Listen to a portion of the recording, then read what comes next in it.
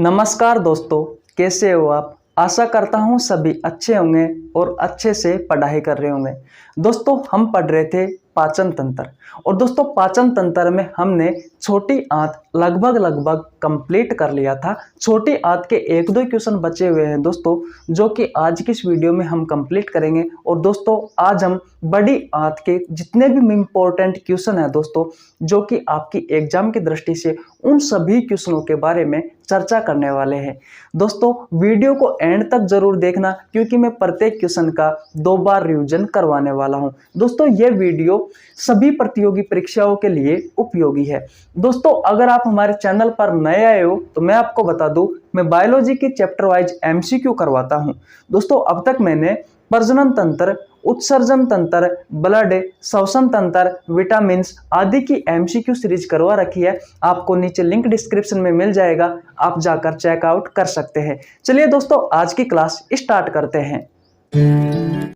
दोस्तों आज हमारा पाचन तंत्र का 10वां पार्ट है और दोस्तों आज हम स्टार्ट करने वाले हैं क्वेश्चन नंबर 81 से। आइए देखिए, क्वेश्चन नंबर 81 कहता है छोटी आंत का वह हिस्सा जिसमें पचे हुए भोजन का सर्वाधिक अवशोषण होता है। Option number A duodenum, option number B jejunum, option number C ileum, option number D कोई नहीं। तो दोस्तों आपका जो राइट आंसर होगा वो होगा ऑप्शन नंबर सी इलियम। एक कहानी सुनिए दोस्तों, हमारी जो छोटी आंत होती है, इस छोटी आंत के 3 भाग होते हैं। कितने भाग होते हैं दोस्तों? 3 भाग होते हैं। नंबर 1 पर आता है दोस्तों डुओडेनियम, जो कि दोस्तों आमाशय से, जो हमारा पेट होता है उस पेट से जुड़ा हुआ होता है। ये दोस्तों दूसरा नंबर का पार्ट है छोटी आंत का, ये दोस्तों मध्य वाला भाग है। और दोस्तों ये है तीसरे नंबर का इलियम, जो कि दोस्तों बड़ी आंत से जुड़ा हुआ होता है। बड़ी आंत से जुड़ा हुआ होता है। दोस्तों जो डुओडेनियम होता है इसमें भोजन का पूर्ण रूप से पाचन हो जाता है। भोजन का पूर्ण रूप से पाचन हो जाता है। इसमें क्या होता है दोस्तों? भोजन का पूर्ण रूप से पाचन हो जाता है। अब दोस्तों पचे हुए भोजन का दोस्तों जो जेजुनम भाग होता है ये क्या करता है? अवशोषण करता है, लेकिन दोस्तों पूर्ण रूप से नहीं कर पाता। ये दोस्तों पचे हुए भोजन का अवशोषण करता है, लेकिन दोस्तों बहुत कम मात्रा में करता है। अब दोस्तों बात करते हैं छोटी आंत के तीसरे पार्ट की, इलियम की। ये इलियम क्या करता है दोस्तों? ये पचे हुए भोजन का सर्वाधिक अवशोषण करता है। क्या करता है दोस्तों? सर्वाधिक अवशोषण करता है। अब भाई इसमें ऐसा क्या होता है जो कि ये भोजन का सर्वाधिक अवशोषण करता है? तो दोस्तों इसमें कुछ इस तरीके से एक संरचना होती है, अंगुली नुमा। दोस्तों इसमें एक संरचना होती है और दोस्तों इस संरचना को कहा जाता है विलाई। ये विलाई दोस्तों इसका पृष्ठीय क्षेत्रफल अधिक होने के कारण दोस्तों ये पचे हुए भोजन का सर्वाधिक अवशोषण करता है। तो दोस्तों आशा करता हूं ये क्वेश्चन आपको अच्छे से समझ में आ गया होगा। अगर नहीं आया है तो कोई बात नहीं दोस्तों, मैं हर बार की तरह आपको रिवीजन करवाने वाला हूं। देखिए दोस्तों क्वेश्चन नंबर 81 है छोटे आंत का वह हिस्सा जिसमें पचे हुए भोजन का सर्वाधिक अवशोषण होता है। Option number A duodenum, option number B jejunum, option number C ileum, option number D कोई नहीं। तो दोस्तों आपका जो राइट आंसर होगा वो होगा ऑप्शन नंबर सी इलियम। दोस्तों छोटी आंत के 3 भाग होते हैं। नंबर 1 पर आता है डुओडेनियम, जो कि दोस्तों आमाशय से जुड़ा हुआ होता है और दोस्तों ये भोजन का पूर्ण रूप से पाचन करता है। नंबर 2 पर आता है दोस्तों जेजुनम, जो कि दोस्तों मध्य वाला भाग होता है और ये दोस्तों भोजन का अवशोषण करने में सहायक होता है, पचे हुए भोजन का। नंबर 3 पर आता है दोस्तों इलियम, ये क्या करता है? बड़ी आंत का सर्वाधिक अवशोषण करता है, क्योंकि दोस्तों इसमें एक अंगुली नुमा एक संरचना पाई जाती है। दोस्तों इस संरचना को विलाई कहा जाता है। इस संरचना को क्या कहा जाता है दोस्तों? विलाई कहा जाता है। इसका पृष्ठीय क्षेत्रफल अधिक होने के कारण दोस्तों ये क्या करता है? पचे हुए भोजन का सर्वाधिक अवशोषण करता है। तो दोस्तों आशा करता हूं ये क्वेश्चन आपको अच्छे से समझ में आ गया होगा। अब चलते हैं दोस्तों अगले क्वेश्चन की ओर। दोस्तों अब बात करते हैं हम क्वेश्चन नंबर 82 की। आइए देखिए, क्वेश्चन नंबर 82 कहता है छोटी आंत का सबसे बड़ा भाग है? Option number A jejunum, option number B ileum, option number C duodenum, option number D कोई नहीं। तो दोस्तों आपका जो राइट आंसर होगा वो होगा ऑप्शन नंबर बी इलियम। दोस्तों इलियम छोटी आंत का दोस्तों सबसे बड़ा भाग है, छोटी आंत का सबसे बड़ा भाग है। और दोस्तों यह भाग आपको पता है किससे जुड़ा हुआ होता है दोस्तों? तो यह भाग बड़ी आंत से जुड़ा हुआ होता है। ये मैंने पिछले क्वेश्चन में भी आपको बताया था। दोस्तों मैंने एक चीज और बताई थी आपको पिछले क्वेश्चन में कि इसकी जो आकृति होती है वो कुछ इस तरीके से होती है, अंगुली नुमा संरचना होती है। दोस्तों इसे क्या कहा गया था? इसे कहा गया था दोस्तों विलाई। क्या कहा गया था दोस्तों? इसे विलाई कहा गया था। इसका दोस्तों पृष्ठीय क्षेत्रफल अधिक होने के कारण दोस्तों ये छोटी आंत का सबसे बड़ा भाग है और दोस्तों ये पचे हुए भोजन का सर्वाधिक अवशोषण करता है। तो दोस्तों आशा करता हूं ये क्वेश्चन आपको अच्छे से समझ में आ गया होगा। अगर नहीं आया है तो कोई बात नहीं, एक बार और रिवीजन करवा देते हैं। क्वेश्चन नंबर 82 कहता है छोटी आंत का सबसे बड़ा भाग है। Option number A jejunum, option number B ileum, option number C duodenum, option number D कोई नहीं। तो दोस्तों आपका जो राइट आंसर होगा वो होगा इलियम। इलियम दोस्तों छोटी आंत का सबसे बड़ा भाग है और दोस्तों ये दोस्तों बड़ी आंत से जुड़ा हुआ होता है। और दोस्तों इलियम होता है इसमें एक संरचना पाई जाती है दोस्तों, अंगुलीनुमा संरचना, और दोस्तों जिसे विलाई कहा जाता है। इसका पृष्ठीय क्षेत्रफल अधिक होने के कारण दोस्तों छोटी आंत का सबसे बड़ा भाग होता है। तो दोस्तों आशा करता हूं अब ये क्वेश्चन आपको अच्छे से समझ में आ गया होगा। अब चलते हैं दोस्तों अगले क्वेश्चन की ओर। दोस्तों अब बात करते हैं हम क्वेश्चन नंबर 83 की। आइए देखिए क्वेश्चन नंबर 83 कहता है स्वांगीकरण की प्रक्रिया है। ऑप्शन नंबर ए भोजन का पाचन, ऑप्शन नंबर बी भोजन का अवशोषण, ऑप्शन नंबर सी अवशोषण युक्त भोजन को ब्लड की सहायता से कोशिका तक पहुंचाना, ऑप्शन नंबर डी बहिक्षेपण। तो दोस्तों आपका जो राइट आंसर होगा वो होगा ऑप्शन नंबर सी अवशोषण युक्त भोजन को ब्लड की सहायता से कोशिका तक पहुंचाना दोस्तों क्या कहलाता है? स्वांगीकरण कहलाता है। क्या कहलाता है दोस्तों? स्वांगीकरण कहलाता है। देखिए दोस्तों जो भोजन की जो प्रक्रिया होती है, दिख तो रहा है ना आपको? हाँ दोस्तों भोजन की जो प्रक्रिया होती है, इस भोजन की प्रक्रिया को 5 भागों में डिवाइड किया हुआ होता है। नंबर 1 पर आता है दोस्तों अंत्यग्रहण। इसमें दोस्तों क्या होता है, भोजन को हम अंदर की ओर ग्रहण करते हैं, अपने मुंह में ग्रहण करते हैं। फिर दोस्तों नंबर 2 पर जो प्रक्रिया आती है वो आता है भोजन का पाचन। इसमें दोस्तों हम भोजन का पाचन करते हैं। नंबर 3 पर बात आती है दोस्तों भोजन का अवशोषण। इसमें हम भोजन का अवशोषण करते हैं। नंबर 4 पर जो प्रक्रिया आती है दोस्तों वो होता है अवशोषण युक्त भोजन को ब्लड की सहायता से कोशिका तक पहुंचाना, दोस्तों स्वांगीकरण कहलाता है। तो नंबर 4 पर जो प्रक्रिया आती है दोस्तों वो आती है स्वांगीकरण। और नंबर 5 पर जो प्रक्रिया आती है दोस्तों वो आती है बहिक्षेपण। इसमें दोस्तों क्या होता है, जो मल होता है उसका हम त्याग करते हैं। मल का त्याग दोस्तों क्या कहलाता है? दोस्तों बहिक्षेपण कहलाता है। तो दोस्तों आशा करता हूं ये क्वेश्चन आपको अच्छे से समझ में आ गया होगा। अगर नहीं आया है तो कोई बात नहीं, एक बार और रिवीजन करवा देता हूं। तब तक आप हमारे चैनल को सब्सक्राइब कर दीजिए। आपका ही तो छोटा भाई हो यार, आपके लिए ही तो मेहनत कर रहा हूँ। दोस्तों आपको पता है मैंने एक क्लास रिकॉर्ड कर ली थी ये वाली, लेकिन क्या हुआ जब मैं इसको एक्सपोर्ट कर रहा था तब जाके पता नहीं क्या हुआ, एक्सपोर्ट ही नहीं हो पाई। इसलिए दोस्तों दोबारा रिकॉर्ड करनी पड़ रही है। तो आप सब्सक्राइब कीजिए हमारे चैनल को, मैं आपको एक बार रिवीजन करवा देता हूँ।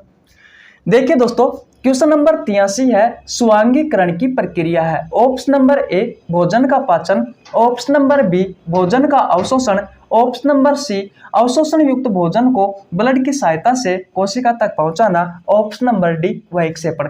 तो दोस्तों आपका जो राइट आंसर है वो है ऑप्शन नंबर सी अवशोषण युक्त भोजन को ब्लड की सहायता से कोशिका तक पहुंचाना, दोस्तों क्या कहलाता है? स्वांगीकरण कहलाता है। दोस्तों भोजन की जो प्रक्रिया होती है उसे 5 भागों में कन्वर्ट किया हुआ होता है। नंबर 1 पर आता है अंत्यग्रहण, नंबर 2 पर आता है भोजन का पाचन, नंबर 3 पर आता है भोजन का अवशोषण, नंबर 4 पर आता है अवशोषण युक्त भोजन को ब्लड की सहायता से कोशिका तक पहुंचाना, नंबर 5 पर आता है वैक्षेपण। इसमें दोस्तों हम भोजन को अंदर ग्रहण करते हैं, इसमें भोजन का पाचन होता है, इसमें भोजन को अवशोषण किया जाता है और इसमें अवशोषण युक्त भोजन को ब्लड की सहायता से कोशिका तक पहुंचाया जाता है, जिससे दोस्तों कोशिका ऊर्जा बना सके ऑक्सीजन की उपस्थिति में इस ग्लूकोज को तोड़ करके। और दोस्तों नंबर 5 पर आता है वैक्षेपण। दोस्तों जो मल इकट्ठा हुआ है उस मल को शरीर से बाहर निकालना दोस्तों क्या कहलाता है? वैक्षेपण कहलाता है। तो दोस्तों आशा करता हूं ये क्वेश्चन आपको अच्छे से समझ में आ गया होगा। अब चलते हैं दोस्तों अगले क्वेश्चन की ओर। दोस्तों अब बात करते हैं हम क्वेश्चन नंबर 84 की। आइए देखिए, क्वेश्चन नंबर 84 कहता है बड़ी आंत की लंबाई है। ऑप्शन नंबर ए 1 से लेकर के 1.5 metre, option number B 3 inch, option number C दोनों, ऑप्शन नंबर डी कोई नहीं। तो दोस्तों आपका जो राइट आंसर होगा वो होगा ऑप्शन नंबर ए 1 से लेकर के 1.5 मीटर दोस्तों क्या होता है? बड़ी आंत की दोस्तों लंबाई होती है। क्या होती है दोस्तों? बड़ी आंत की लंबाई होती है। बड़ी आंत के दोस्तों व्यास की बात करें कि भाई बड़ी आंत का व्यास कितना होता है, तो दोस्तों 3 इंच होता है। कितना होता है दोस्तों? 3 इंच होता है। अब दोस्तों बात करते हैं कि भाई छोटी आंत की लंबाई कितनी होती है, कि भाई छोटी आंत की लंबाई कितनी होती है। तो दोस्तों छोटी आंत की जो लंबाई होती है वो होती है लगभग 6.5 मीटर। बात आपको अच्छे से समझ में आ गई होगी। दोस्तों अगर मैं श्वास नली की बात करूं कि साहब जो श्वास नली होती है इस श्वास नली की लंबाई कितनी होती है, तो लगभग दोस्तों 10 से 12 सेंटीमीटर इस श्वास नली की लंबाई होती है। अगर दोस्तों भोजन नली की बात की जाए कि जो भोजन नली है इस भोजन नली की लंबाई कितनी होती है दोस्तों, तो लगभग दोस्तों 25 सेंटीमीटर भोजन नली की लंबाई होती है। तो दोस्तों आशा करता हूं ये क्वेश्चन आपको अच्छे से समझ में आ गया होगा। एक बार और रिवीजन करवा देता हूं, वैसे समझने वाली तो कोई बात नहीं है लेकिन फिर भी हमने कहा है तो करवा ही देते हैं। क्वेश्चन नंबर 84 है बड़ी आंत की लंबाई होती है। ऑप्शन नंबर ए 1 से लेकर के 1.5 metre, option number B 3 inch, option number C दोनों, ऑप्शन नंबर डी कोई नहीं। तो दोस्तों बड़ी आंत की जो लंबाई होती है वो होती है 1 से लेकर के 1.5 मीटर और दोस्तों इसका व्यास होता है 3 इंच। छोटी आंत की जो लंबाई होती है दोस्तों 6.5 मीटर होती है। श्वास नली की जो लंबाई होती है लगभग दोस्तों 10 से 12 सेंटीमीटर होती है और भोजन नली की जो लंबाई होती है दोस्तों 25 सेंटीमीटर होती है। ये दोस्तों क्वेश्चन आपसे एग्जाम में पूछे जा सकते हैं। अब चलते हैं दोस्तों अगले क्वेश्चन की ओर। दोस्तों अब बात करते हैं हम क्वेश्चन नंबर 85 की। आइए देखिए, क्वेश्चन नंबर 85 कहता है निम्न में से बड़ी आंत के भाग है। Option number A caecum, option number B colon, option number C rectum, option number D उपरोक्त सभी। तो दोस्तों आपका जो राइट आंसर होगा वो होगा ऑप्शन नंबर डी उपरोक्त सभी। दोस्तों जो बड़ी आंत होती है इस बड़ी आंत के 3 भाग होते हैं। नंबर 1 पर है दोस्तों सीकम, नंबर 2 पर है कोलोन और नंबर 3 पर है दोस्तों रेक्टम। दोस्तों सीकम वाला जो पार्ट होता है, सीकम वाला जो भाग होता है दोस्तों ये छोटी आंत से जुड़ा हुआ होता है। दोस्तों बड़ी आंत के 3 भाग होते हैं सीकम, कोलन और रेक्टम। तो दोस्तों आशा करता हूं ये क्वेश्चन आपको अच्छे से समझ में आ गया होगा। अब चलते हैं दोस्तों अगले क्वेश्चन की ओर। दोस्तों अब बात करते हैं हम क्वेश्चन नंबर 86 की। आइए देखिए,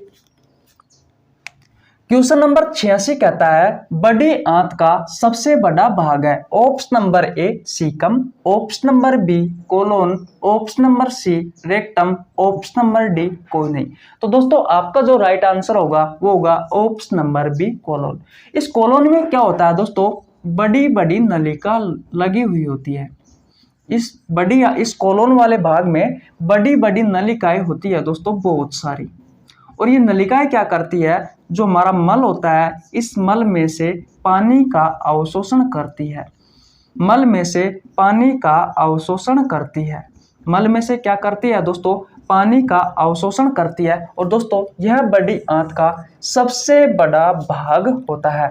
यही दोस्तों बड़ी आंत का सबसे बड़ा भाग होता है। तो दोस्तों आशा करता हूं ये क्वेश्चन आपको अच्छे से समझ में आ गया होगा। अगर नहीं आया है तो कोई बात नहीं, एक बार और रिवीजन करवा रहा हूं।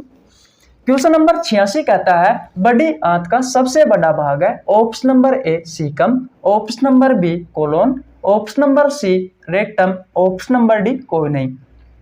तो दोस्तों आपका जो राइट आंसर होगा वो होगा ऑप्शन नंबर बी कोलोन। दोस्तों इसमें क्या होता है, बहुत सारी बड़ी बड़ी नलिकाएं लगी हुई होती है जो कि दोस्तों मल में से पानी का अवशोषण का कार्य ये करती है। तो दोस्तों आशा करता हूं ये क्वेश्चन आपको अच्छे से समझ में आ गया होगा। अब चलते हैं दोस्तों अगले क्वेश्चन की ओर। दोस्तों अब बात करते हैं हम क्वेश्चन नंबर 87 की। आइए देखिए, क्वेश्चन नंबर 87 कहता है मानव शरीर में जीवाणुओं का घर कहाँ माना जाता है? ऑप्शन नंबर ए छोटी आंत, ऑप्शन नंबर बी सीकम बड़ी आंत, ऑप्शन नंबर सी आमाशय, ऑप्शन नंबर डी हृदय। तो दोस्तों आपका जो राइट आंसर होगा वो होगा ऑप्शन नंबर बी सीकम बड़ी आंत। एक्चुअली में होता क्या है दोस्तों, ये सीकम है, ये बड़ी आंत का ये एक भाग है। बड़ी आंत के दोस्तों 3 भाग होते हैं। नंबर 1 पर आता है दोस्तों सीकम, नंबर 2 पर आता है दोस्तों कोलोन, और नंबर 3 पर आता है दोस्तों रेक्टम। सीकम वाले भाग से दोस्तों एक संरचना जुड़ी हुई होती है, उस संरचना को कहा जाता है अपेंडिक्स। क्या कहा जाता है दोस्तों? अपेंडिक्स कहा जाता है। इसकी जो आकृति होती है दोस्तों वो आकृति कीड़े के समान होती है। इसकी आकृति किसके समान होती है दोस्तों? कीड़े के समान होती है। दोस्तों इस अपेंडिक्स में क्या होता है, हमारे शरीर में कुछ दोस्तों हमारा शरीर कुछ इस तरीके से बना हुआ होता है कि हमारे शरीर में सेलुलोज का पाचन नहीं होता। तो दोस्तों जब हमारे शरीर में सेलुलोज का पाचन नहीं होता तो ये सेलुलोज दोस्तों इस अपेंडिक्स में जाकर के इकट्ठा हो जाता है। और दोस्तों अपेंडिक्स में एक बैक्टीरिया पाया जाता है ई कोलाई। ई कोलाई एक बैक्टीरिया पाया जाता है दोस्तों, जो क्या करता है सेलुलोज को सड़ा देता है और दोस्तों गला देता है, जिससे दोस्तों थोड़ा बहुत सेलुलोज का पाचन हो जाता है। इसलिए दोस्तों बड़ी आंत के सीकम वाले भाग को दोस्तों जीवाणुओं का घर, ई कोलाई का घर माना जाता है। तो दोस्तों आशा करता हूं ये क्वेश्चन आपको अच्छे से समझ में आ गया होगा। अगर नहीं आया है तो कोई बात नहीं, एक बार और रिवीजन करवा देता हूं। मानव शरीर में जीवाणुओं का घर कहाँ माना जाता है? ऑप्शन नंबर ए छोटी आंत, ऑप्शन नंबर बी सीकम बड़ी आंत, ऑप्शन नंबर सी आमाशय, ऑप्शन नंबर डी हृदय। तो दोस्तों बड़ी आंत के 3 भाग होते हैं, सीकम, कोलोन और रेक्टम। दोस्तों सीकम वाले भाग में एक संरचना जो होती है दोस्तों अपेंडिक्स, इसकी आकृति कीड़े के समान होती है। इसमें दोस्तों क्या होता है सेलुलोज जाकर के इकट्ठा हो जाता है, क्योंकि सेलुलोज का पाचन हमारे शरीर में नहीं होता। दोस्तों सेलुलोज का पाचन होता है जानवरों में। बात क्लियर है? और दोस्तों इस अपेंडिक्स में ई कोलाई बैक्टीरिया पाया जाता है, जो कि दोस्तों इस सेलुलोज को या फिर दोस्तों जो इसमें इकट्ठा हुआ जो भोजन है उसको सड़ा देता है, गला देता है, जिससे दोस्तों थोड़ा बहुत सेलुलोज का पाचन हो जाता है। इस कारण दोस्तों बड़ी आंत के सीकम वाले भाग में दोस्तों ई कोलाई जीवाणु का घर माना जाता है। तो दोस्तों आशा करता हूं ये क्वेश्चन अब आपको अच्छे से समझ में आ गया होगा। अब चलते हैं दोस्तों अगले क्वेश्चन की ओर। दोस्तों अब बात करते हैं हम क्वेश्चन नंबर 88 की। आइए देखिए, क्वेश्चन नंबर 88 कहता है दोस्तों मल कुछ समय के लिए बड़ी आंत के किस भाग में ठहरता है? ऑप्शन नंबर ए सीकम वाले भाग में, ऑप्शन नंबर बी कोलोन वाले भाग में, ऑप्शन नंबर सी रेक्टम वाले भाग में, ऑप्शन नंबर डी कोई नहीं। तो दोस्तों आपका जो राइट आंसर होगा वो होगा ऑप्शन नंबर सी रेक्टम वाले भाग में। दोस्तों जो मल होता है वो कुछ समय के लिए ठहरता है।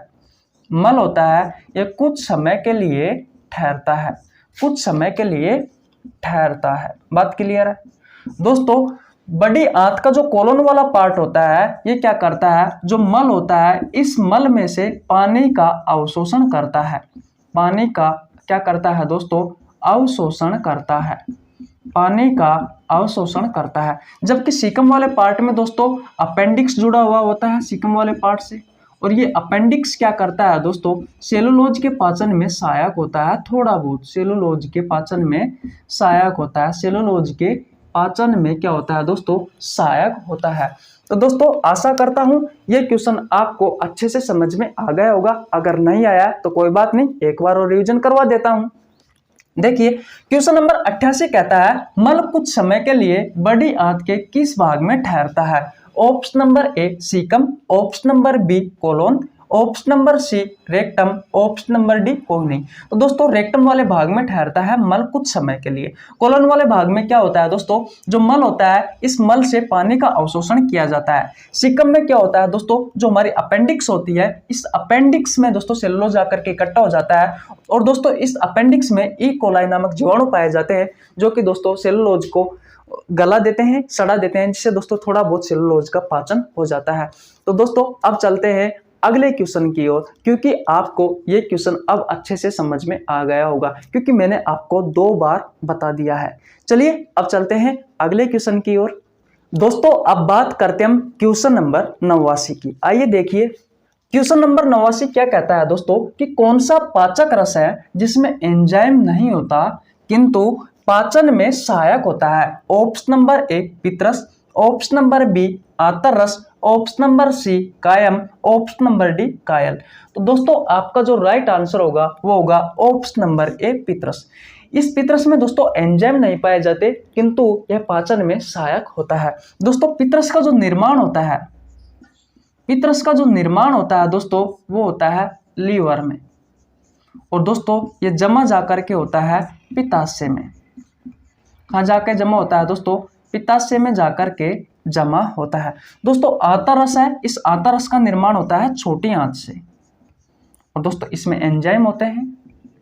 एकमात्र ऐसा ही पित्तरस है दोस्तों, एकमात्र ऐसा ही रस है ये पित्तरस है जिसमें दोस्तों एंजाइम नहीं होते फिर भी ये पाचन में सहायक होता है। जो कायम होता है दोस्तों, ऑप्शन नंबर सी की बात करें कायम, तो दोस्तों आमाशय होता है, हमारा पेट होता है, इसमें जो भोजन होता है इस आमाशय में भोजन को क्या कहा जाता है दोस्तों, आमाशय में भोजन को कायम कहा जाता है। और दोस्तों जो छोटी आंत होती है, इस छोटी आंत में भोजन को क्या कहा जाता है दोस्तों, कायल कहा जाता है। और दोस्तों मुंह में भोजन को क्या कहा जाता है, तो मुंह में भोजन को कहा जाता है दोस्तों बोलस। मुंह में भोजन को क्या कहा जाता है दोस्तों, बोलस कहा जाता है। तो दोस्तों आशा करता हूं ये क्वेश्चन आपको अच्छे से समझ में आ गया होगा। अगर नहीं आया है तो कोई बात नहीं, एक बार और रिवीजन करवा देते हैं। क्वेश्चन नंबर 89 है, कौन सा पाचक रस है जिसमें एंजाइम नहीं होता किंतु पाचन में सहायक होता है। ऑप्शन नंबर ए पित्तरस, ऑप्शन नंबर बी आंतर रस, ऑप्शन नंबर सी कायम, ऑप्शन नंबर डी कायल। तो दोस्तों पित्तरस एकमात्र ऐसा रस है जो दोस्तों जिसमें एंजाइम नहीं होते और दोस्तों ये पाचन में सहायक होता है। पित्तरस का निर्माण दोस्तों लीवर में होता है और दोस्तों ये जमा जाकर के होता है पित्ताशय में। आंतर रस होता है दोस्तों, ये छोटी आंत से आंतर रस का निर्माण होता है। और दोस्तों जो कायम होता है ये आमाशय में भोजन को कायम कहा जाता है और छोटी आंत में भोजन को कायल कहा जाता है और दोस्तों मुंह में भोजन को बोलस बोला जाता है। तो दोस्तों आशा करता हूं ये क्वेश्चन आपको अच्छे से समझ में आ गया होगा। अब चलते हैं दोस्तों अगले क्वेश्चन की ओर। दोस्तों आज का हमारा अंतिम क्वेश्चन है क्वेश्चन नंबर 90। आइए देखिए क्वेश्चन नंबर 90 कहता है निम्न अंगों में पित्तरस का संचय किसमें होता है। ऑप्शन नंबर ए लीवर में, ऑप्शन नंबर बी पित्ताशय में, ऑप्शन नंबर सी छोटी आंत में, ऑप्शन नंबर डी बड़ी आंत में। तो दोस्तों आपका जो राइट आंसर होगा वो होगा ऑप्शन नंबर बी पित्ताशय में। दोस्तों संचय का मतलब होता है जमा होना। क्या होता है दोस्तों, जमा होना। और मैं आपको बता दूं पित्तरस दोस्तों ये जमा कहाँ होता है, पित्ताशय में जाकर के जमा होता है और दोस्तों इसका निर्माण लीवर में होता है। इसका निर्माण कहाँ होता है दोस्तों, लीवर में होता है और दोस्तों ये छोटी आंत में आकर के भोजन को पचाने में सहायक होता है। तो दोस्तों कैसी लगी आपको वीडियो, अगर वीडियो अच्छी लगी है तो दोस्तों वीडियो को लाइक कर सकते हो, हमारे चैनल को सब्सक्राइब कर देना, बेल आइकन को प्रेस कर लेना जिससे आपके पास हमारी वीडियो का नोटिफिकेशन टाइम टू टाइम पहुंच सके। मिलते हैं किसी नेक्स्ट वीडियो में। आपका ही छोटा भाई हो यार, कर दो इतना साथ तो। जय हिंद।